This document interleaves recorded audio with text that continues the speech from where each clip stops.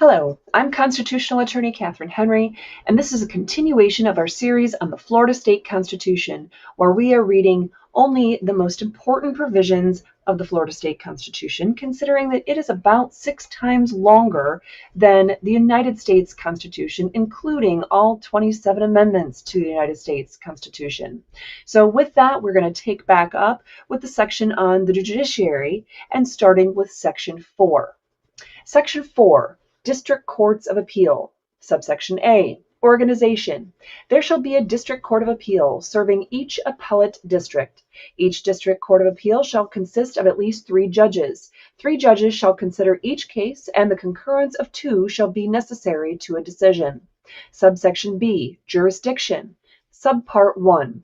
District Courts of Appeal shall have jurisdiction to hear appeals that may be taken as a matter of right from final judgments or orders of trial courts, including those entered on review of administrative action, not directly appealable to the Supreme Court or a circuit court. They may review interlocutory orders in such cases to the extent provided by rules adopted by the Supreme Court. Subpart 2. District Courts of Appeal shall have the power of direct review of administrative action as prescribed by general law. Subpart 3. A District Court of Appeal or any judge thereof may issue writs of habeas corpus returnable before the court or any judge thereof, or before any circuit judge within the territorial jurisdiction of the court. A District Court of Appeal may issue writs of mandamus, certiorari, prohibition, quo warranto, and other writs necessary to the complete exercise of its jurisdiction, to the extent necessary to dispose of all issues in a case properly before it. A District Court of Appeal may exercise any of the appellate jurisdictions of the circuit courts. Subsection C. Clerks and marshals. Each District Court of Appeal shall appoint a clerk and a marshal who shall hold office during the pleasure of the court and perform such duties as the court directs. Their compensation shall be fixed by general law. The marshal shall have the power to execute the process of the court throughout the territorial jurisdiction of the court, and in any county may deputize the sheriff or a deputy sheriff for such purpose. Section 5. Circuit Courts. Subsection A. Organization. There shall be a circuit court serving each judicial circuit. Subsection B. Jurisdiction. The circuit courts shall have the original jurisdiction not vested in the county courts, and jurisdiction of appeals when provided by law. They shall have the power to issue writs of mandamus, quo warranto, certiorari, prohibition, and habeas corpus, and all writs necessary or proper to the complete exercise of their jurisdiction.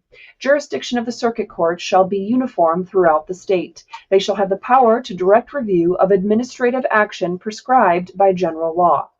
Section 6. County Courts. Subsection A. Organization. There shall be a county court in each county. There shall be 1 or more judges for each county court as prescribed by general law. Subsection B. Jurisdiction. The county courts shall exercise the jurisdiction prescribed by general law. Such jurisdiction shall be uniform throughout the state. Section 7. Specialized Divisions. All courts except the Supreme Court may sit in divisions as may be established by general law. A circuit or county court may hold civil or criminal trials and hearings in a place within the territorial jurisdiction of the court as designated by the chief judge of the circuit. Section 8. Eligibility. No person shall be eligible for the office of justice or judge of any court unless the person is an elector of the state and resides in the territorial jurisdiction of the court. No justice or judge shall serve after attaining the age of 75 years, except upon temporary assignment. No person is eligible for the office of justice of the Supreme Court or judge of a District Court of Appeal unless the person is and has been for the preceding 10 years a member of the Bar of Florida. No person is eligible for the office of circuit judge unless the person is and has been for the preceding 5 years a member of the Bar of Florida. Unless otherwise provided by general law, no person is eligible for the office of county court judge unless the person is and has been for the preceding 5 years a member of the Bar of Florida. Unless otherwise provided by general law, a person shall be eligible for election or appointment to the office of county court judge in a county having a population of 40,000 or less if the person is a member in good standing of the Bar of Florida. Section 10. Retention, Election, and Terms. Subsection A. Any justice or judge may qualify for retention by a vote of the electors in the general election next preceding the expiration of the justice's or judge's term in the manner prescribed by law.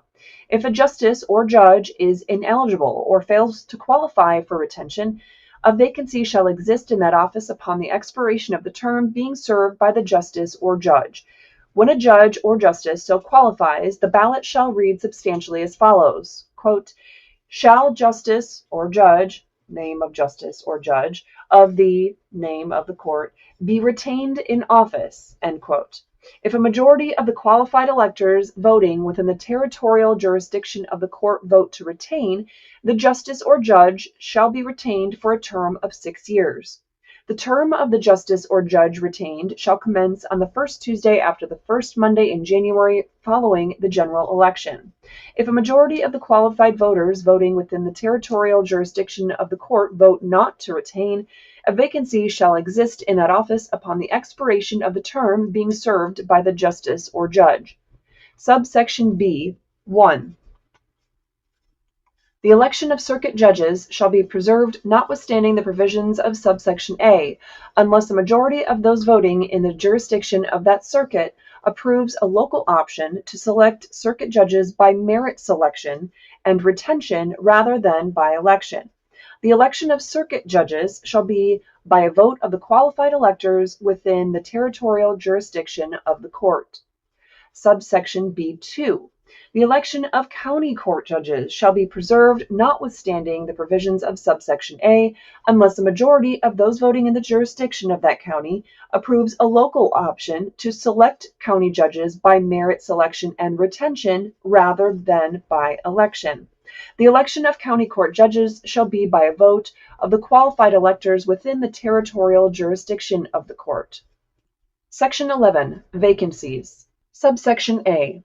Whenever a vacancy occurs in a judicial office to which election for retention applies, the governor shall fill the vacancy by appointing for a term ending on the first Tuesday after the first Monday in January of the year following the next general election, occurring at least 1 year after the date of the appointment, one of not fewer than 3 persons nor more than 6 persons nominated by the appropriate judicial nominating commission. Subsection B. The governor shall fill each vacancy on a circuit court or on a county court wherein the judges are elected by a majority vote of the electors, by appointing for a term ending on the first Tuesday after the first Monday in January of the year following the next primary and general election, occurring at least 1 year after the date of appointment, one of not fewer than 3 persons, nor more than 6 persons nominated by the appropriate judicial nominating commission. An election shall be held to fill that judicial office for the term of the office beginning at the end of the appointed term. Subsection C. The nominations shall be made within 30 days from the occurrence of a vacancy, unless the period is extended by the governor for a time not to exceed 30 days. The governor shall make the appointment within 60 days after the nominations have been certified to the governor.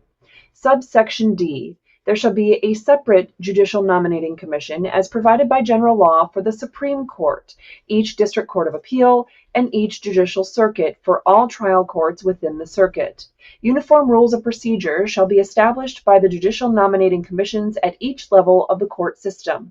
Such rules, or any part thereof, may be repealed by general law enacted by a majority vote of the membership of each house of the legislature, or by the Supreme Court, 5 justices concurring.